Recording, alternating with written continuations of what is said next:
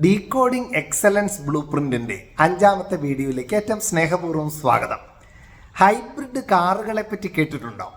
ഓടി അങ്ങോട്ട് തുടങ്ങുമ്പം അത് ഹൈബ്രിഡ് ആവും. അപ്പം പിന്നെ ആ കാറിൻ്റെ മൂവ്മെൻറ്റ് കൊണ്ട് തന്നെ എനർജി ഉൽപ്പാദിപ്പിക്കുകയും മൈലേജ് ഒക്കെ വളരെയധികം കൂടുകയും ചെയ്യും.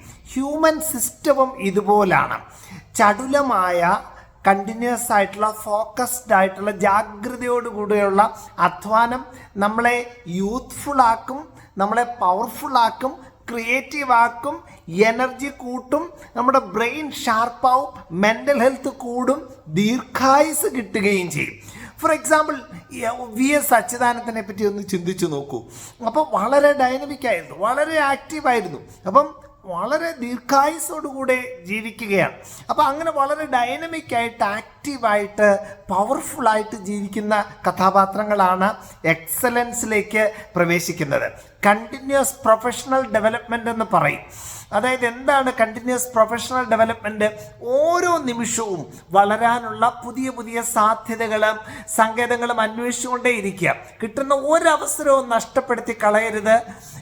എന്താണ് 100% ലിവിങ്, ആ ഒരു മീനിങ് ഫുള്ളായിട്ട് പവർഫുള്ളായിട്ട് ഓരോ നിമിഷവും ജാഗ്രതയോടുകൂടി ജീവിക്കാനായിട്ട് പരിശ്രമിക്കുമ്പോഴാണ് നമ്മൾ എക്സലൻസിലോട്ട് പ്രവേശിക്കുന്നത്.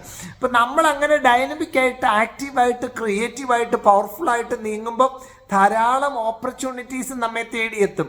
കാരണം നമ്മൾ ചെയ്യുന്ന ഓരോ ക്രിയേറ്റീവായിട്ടുള്ള ആക്ടിവിറ്റിയും നമ്മൾക്ക് തന്നെ ഒരു പ്രൊമോഷൻ നൽകുന്നുണ്ട്.